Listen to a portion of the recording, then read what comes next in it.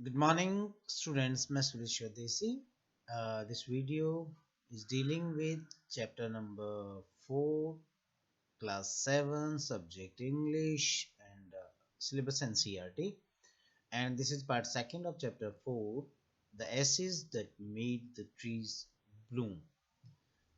Not long after that, the good old man dreamed again, and the spirit of the dog spoke to him, telling him how the wicked people had burned the mill made from the pine tree. Take the ashes of the mill, sprinkle them on the withered trees, and they will bloom again, said the dog spirit. The old man awoke and went at once to his wicked neighbor's house, where he found the miserable old pair sitting at the edge of their square fireplace in the middle of the floor, smoking and spinning. From time to time they warmed their hands and feet with the blaze from some bits of the mill, while behind them lay a pile of the broken pieces.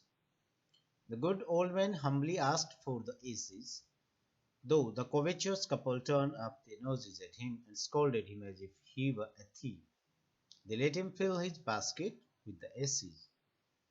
On coming home, the old man took his wife into the garden. It being winter, their favorite cherry tree was bare. He sprinkled a pinch of ashes on it, and lo, it sprouted blossoms until it became a cloud of pink blooms which perfumed the air. The news of this filled the village, and everyone ran out to see the wonder. The covetous couple also heard the story, and gathering up the remaining ashes of the mill, kept them to make withered trees blossom. The kind old man, hearing that his lord, the daimyo, was to pass along the high road near the village, set out to see him, taking his basket of ashes. As the train approached, he climbed up into an old withered cherry tree that stood by the wayside. Now, in the days of the daimyos, it was the custom when their lord passed by for all the loyal people to shut up their high windows. They even pasted them fast with a slip of paper so as not to commit the impertinence of looking down on his lordship. All the people along the road would fall upon hands and knees and remain prostrate until the procession passed by. The train drew near. One tall, competent man marched ahead, crying out to the people by the way, "Get down on your knees, get down on your knees," and everyone kneeled down while the procession was passing. Suddenly, the leader of the van caught sight of the aged man up in the tree. He was about to call out to him in an angry tone, but seeing he was such an old fellow, he pretended not to notice him and passed him by. So, when the daimyo's palki drew near, the old man, taking a pinch of ashes from his basket, scattered it over the tree. In a moment it burst into blossom. The delighted daimyo ordered the train to be stopped and got out to see the wonder. Calling the old man to him, he thanked him and ordered presents of silk robes, sponge cake, fans, and other rewards to be given him. He even invited him to his castle.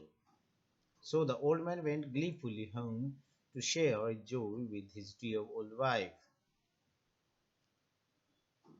But when the greedy neighbor heard of it, he took some of the magic ashes and went out on the highway. There he waited until a daimyo's train came along, and instead of kneeling down like the crowd, he climbed a withered cherry tree. When the daimyo himself was almost directly under him, he threw a handful of ashes over the tree, which did not change a particle. The wind blew the fine dust in the noses and eyes of the daimyo and his wife.